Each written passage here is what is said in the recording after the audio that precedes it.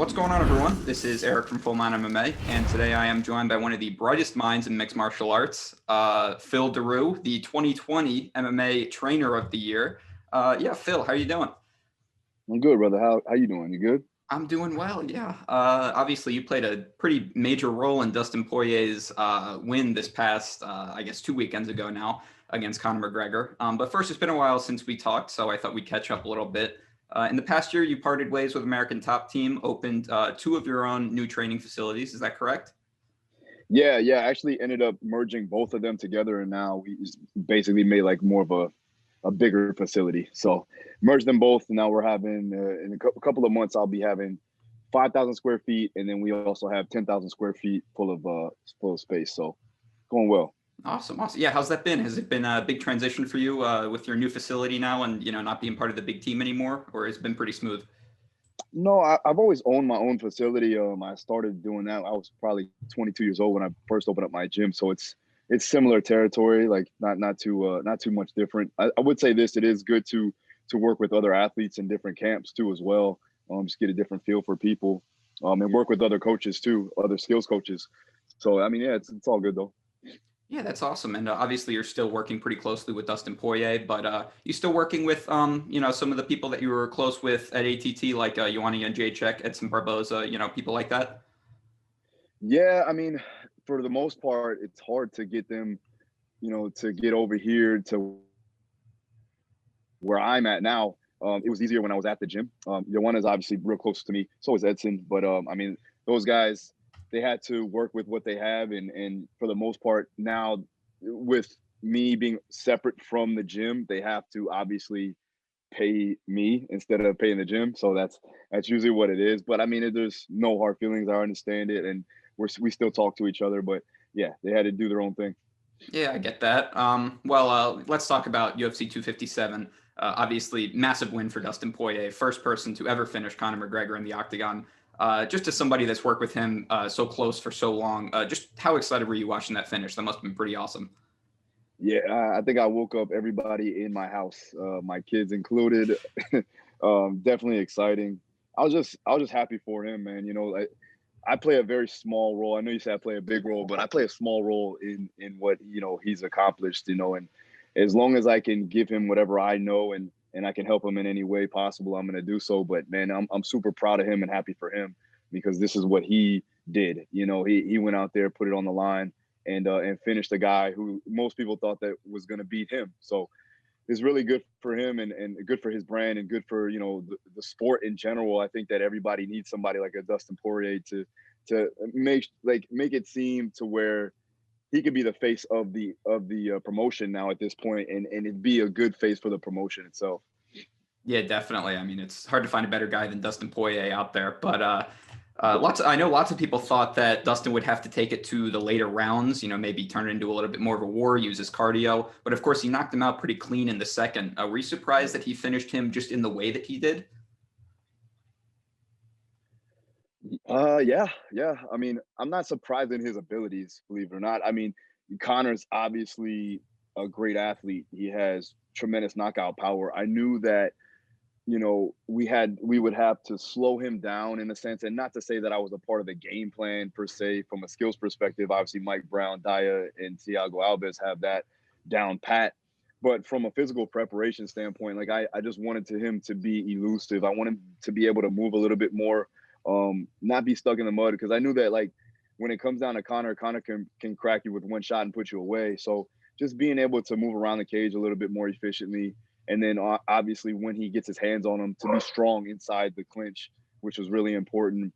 That takedown was really good. I was really happy with the takedown. It came in the right positions, and he was able to hold him down and stay in good position, and hold him there and rain shots and again wear him down a little bit more, which is really what I wanted to see.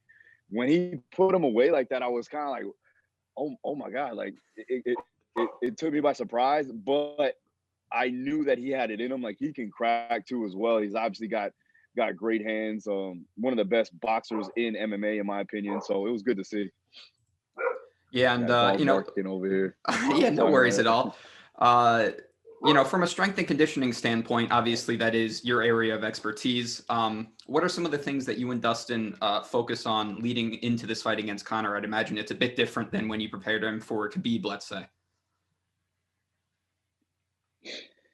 Yeah, like I said, the movement, and being more agile in the sense of being able to change direction and react accordingly. Also, the fact of him just being able to sustain pressure, and again, for me, a lot of the times with him, it's really auto regulating a lot of the training sessions because he is doing a lot of his skills training throughout the weeks and throughout the days.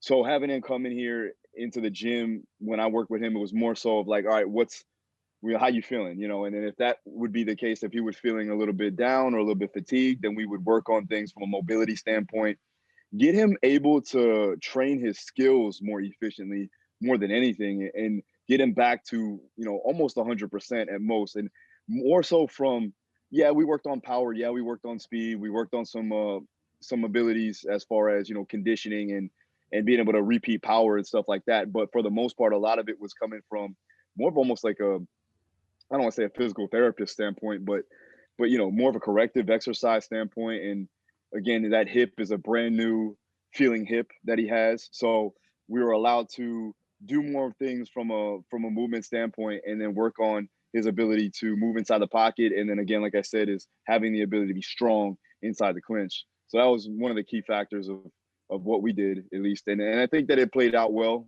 I think it aided in the fact of his game plan and the strategy that he had going in. Yeah, I mean, you can't argue with those results. Obviously, now Dustin is sort of the uncrowned champion of the lightweight division, assuming Khabib is actually retired. And at least he should be in a position where he can call the shots. So, I know you're not a matchmaker, but as far as who you'd like to see him fight next, just who would excite you to prepare for as a coach? I mean, anytime I get to prepare, Dustin Poirier is exciting. But yeah, I like to see him fight Conor again and settle the score a little bit. Definitely want him, whatever fight is next, I believe it should be for a title fight no matter what. I think everybody feels like that. He's pretty much taking care of everybody in the division except for Oliveira. And with that, he's still got a ways to go in my opinion. I think he's like one or two fights away from maybe getting a title shot. I don't really know too much about that, but as far as, again, I'm not a matchmaker, but me being biased as Dustin's coach and friend, I would say that I like Gagey because from a matchup perspective, I think he can take care of him again. And no disrespect to Gagey, man. Gagey's a dog. Like, we know that he's gonna come and fight, and that would be a good fight for everybody, the fans included. But I think that stylistically, I think Dustin takes care of that pretty well. And then, again, another Conor fight would give him more money, and then, something like even a Nate Diaz fight, because I know that he wants to get his hands on him too as well. So we'll see. But I think that those three right there would be great. Oliveira's a good fight, harder fight, I believe, than the rest of them, because he comes with a different perspective, you know what I mean, and a different skill set.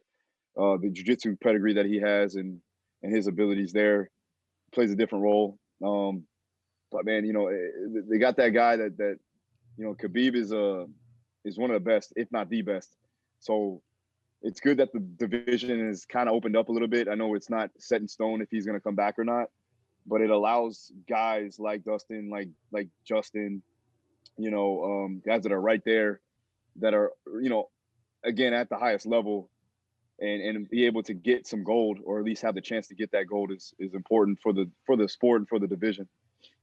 Yeah, definitely. It's exciting times at 155. But moving back to you again, changing gears.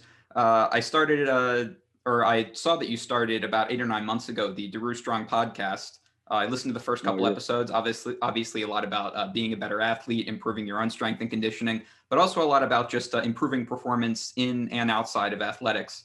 So tell us a little bit about why you started the podcast and why you chose to take it in that direction. Yeah, I just wanted to broaden my spectrum. I wanted to branch out a little bit more and interview people that I thought that were interesting, and I wanted to learn from myself. Almost being somewhat selfish in a way, but again, I just wanted to talk to people, be able to have a conversation with an individual that I respected, And so that's what we've been doing. I think I'm about right now 44, somewhere around there, 44 or 45 episodes in. And again, I don't seem like I'm going to stop too soon. So, it's going to be good. But I really wanted to be able to talk to followers of mine and get information out there on that platform. And I knew that it was a big platform for everybody. I've been on a ton of podcasts myself. I also had a podcast before that was more MMA based, more combat sports performance based. But now, again, like I said, I wanted to make it more general in nature. Also have some fighters on, have some guys that I like on. But I have comedians come on. I'm gonna have actors come on. I'm gonna have just guys of influence in the industry and girls of influence in the industry, and talk a little bit about that. And again, I am a coach at heart, and in my sport, primarily my niche, you would say, is combat sports, but there's plenty of layers to me. So want to make sure that I'm able to be able to converse with those individuals too as well.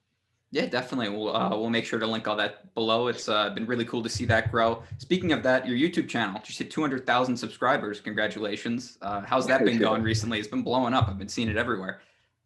Yeah, it's cool. I'm able to put out quality information, not still be transparent and still be authentic, but still get a large amount of people that want to see that, which is cool. I didn't sell out, or I'm not going to sell out, and I'm going to do what I like to do, but give out good information that people can follow. And again, it's giving I guess the world, you would say, more quality over quantity, but we're trying to pump out as much content as we possibly can and give the value that's necessary for people to want to follow and to gain something from it. Be a person of influence in the positive direction. Always have something to say, but say it in the right ways, and make sure that people understand it. And again, you can motivate and inspire people by doing what you do. And that's basically why I'm doing it. Oh, awesome. Well, Phil, it's always great catching up with you. But before I let you go, I wanted to give you the platform real quick. If you have any sponsors, maybe somebody that you're training that you wanted to shout out, feel free. Now is the time. No, I just want to shout out my my mentorship group, man. We have over 600 coaches from around the world in it. My all the mentorees, all the coaches are doing really well. We're like a community, a close group community of coaches that are all trying to get better. So if you guys want to check it out, you can go to my website, darustrong.com, and check out the mentorship program. It's growing fast. Perfect. Yeah, we'll put that in the description as well if you guys want to check that out. But yeah, those are all the questions that I have for the day. So thanks again for joining us today, Phil. Everyone, make sure you subscribe to Phil's YouTube channel as well as ours if you'd like. But yeah, thanks again, Phil. It's been great catching up. Thanks, man. I appreciate it. Hey guys, it's Erik from Full Mount MMA. Check out some of our other videos, and if you like that content, be sure to subscribe and hit the bell button so you never miss an update.